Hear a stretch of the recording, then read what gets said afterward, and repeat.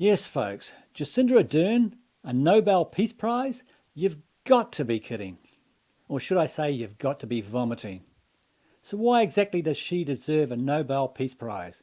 When she's taken away our free speech in New Zealand, and she's trying to take away our free speech on social media, and she's undemocratically taken away people's guns, and now she wants a gun registry and is trying to make gun licenses harder to get, and she sends her own personal policemen around to harass people in their own homes simply because they have a different opinion about Muslim immigration, and she's forcing this gender nonsense onto children in schools, and she's telling people they'll soon have to use electricity in their homes for heating and cooking instead of gas because she's taking away the gas, and she's telling people what kinds of cars they can buy as she taxes petrol cars and subsidises electric cars.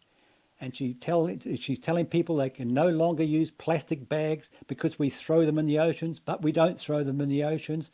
Asians and Africans throw them in the oceans. And she's even telling people what kinds of eggs we can buy now because we can no longer have caged chickens anymore. We must have free-range chickens. So we now must buy free-range eggs, which are much more expensive than the old ones. And she's taxing farmers because their cows fart, all in the name of emissions. But we don't cause emissions. China and India do. Folks, the list goes on and on. So why does she deserve a Nobel Peace Prize?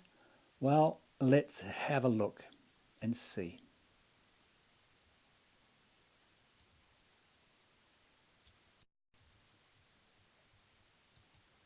More than 17,000 people have signed petitions to have Prime Minister Jacinda Ardern awarded a Nobel Peace Prize for her leadership following the Christchurch massacre. Ms Ardern has been praised around the world for how she handled the shooting. Well, there's your answer, folks. This is why the left are pushing pushing for Ardern to get a Nobel Peace Prize.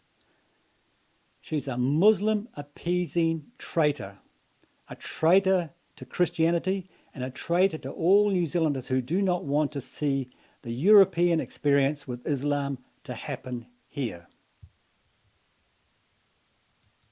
A petition on change.org has more than 15,000 signatures of support, and a petition in France has more than 2,500 and climbing.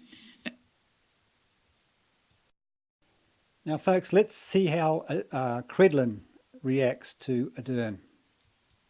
Hey, now, just before I go to Jeremy, what's this rumour that she's sort of in contention for a Nobel Peace Prize for that work in Christchurch? Well, I'm hearing that on the Twitter sphere and on the internet. She really falls into that same sort of group, you know, the Canadian Prime Minister, whether it was his role in terms of immigration and how he's been opposing Trump. But when you look at this whole New Zealand issue, I don't want to channel President Trump, but I'd be saying, if I was the government here, go back to where you came from. Yeah, I tell you what, Jeremy Samet, if Christchurch equals Nobel Peace Prize, and all Obama really had to do was win the election, basically just get out of bed, and he got one as well, aren't we devaluing something that used to be very much revered? Well, I think that's undoubtedly true, and I think, unfortunately, for a long time, the credibility of the Nobel Prize has been undermined, particularly by the decision to give it to President Obama before he'd almost literally done anything, or just hardly had his feet under the desk. Exactly. And the only reason Obama got a Nobel Peace Prize is simply because he's black.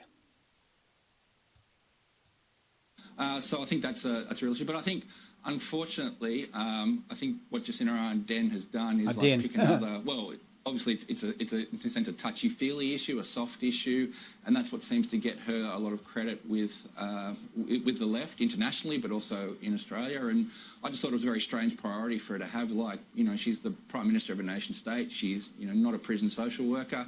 I would have thought that it would have been a much better conversation with Scott Morrison to find out how you win an election in your own right. Exactly. Well, yeah, and look, let's be very, very clear, and I made this point in my editorial. These are their citizens who came to Australia. It wasn't that long ago you come here from New Zealand, never be an Aussie, never pay tax, but scoop up our welfare pool. These guys committed a crime, predominantly men, predominantly drug-fueled bikies and all sorts of undesirables. Go home. We don't want them here, and she can't. Now, when Cridland says bikie should go back, she's referring to this, which she said earlier. You heard that right. Up until a couple of decades ago, Kiwis could move here, stay as citizens of New Zealand, and having never paid $1 of tax in this country, claim our welfare for life. Yes, and we've got the same thing going on here in New Zealand as well. We've got old Indians and old Chinese freeloading on our superannuation and clogging up our hospitals. I totally agree with her. And let me tell you, many of them did. In Melbourne today, New Zealand's Prime Minister Jacinda Ardern was here for the annual talks between our two PMs, mainly, it seems, to bleat about the number of Kiwis being deported back to New Zealand after committing serious crimes here in Australia. Now, until Peter Dutton became our Border Protection Minister, this was a rarity. But on his watch, about 1,500 Kiwi criminals, many of them bikies involved in the drug trade, have been sent back home to New Zealand. Well, Ardern, she doesn't like it. And she doesn't like it because she's a good socialist, and like all good socialists, they want somebody else to pay. But why should foreigners who've committed serious crimes in Australia be allowed to remain here after their prison sentence just because they're Kiwis? Why shouldn't they be subject to the same rules that every other nationality is? They might be our Kiwi cousins, but they're not Australians. And if you're not an Australian citizen, you commit a serious crime here, you don't get to stay, even if you've lived here for many years. Now, I know it's not always that easy to become a citizen, and perhaps there is a case for making it easier for people who've lived here for many years, raised a family, participated fully in our community, paid their taxes, and avoided trouble to become Australians.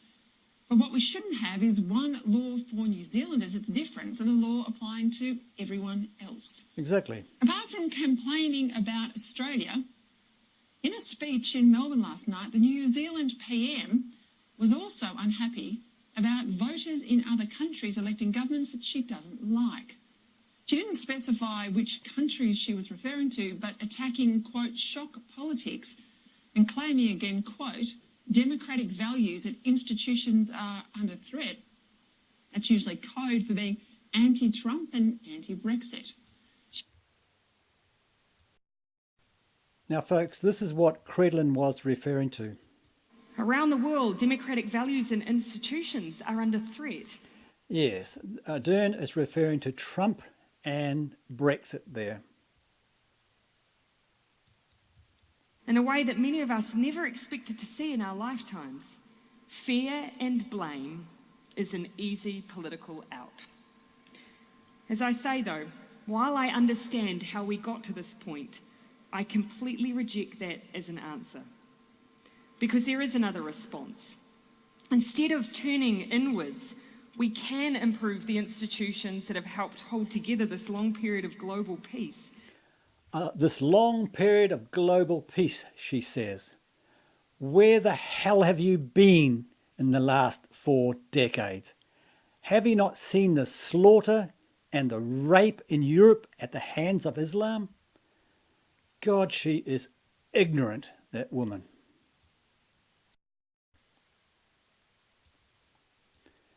Now, folks, whether you like this fact or not, the terrorist attack in Christchurch was a direct result of the Islamic terrorist attacks in Europe, which were a result of left-wing multiculturalism, which causes tribalism. And somehow, Jacinda Ardern should get a Nobel Peace Prize for doing her part in causing tribalism in New Zealand.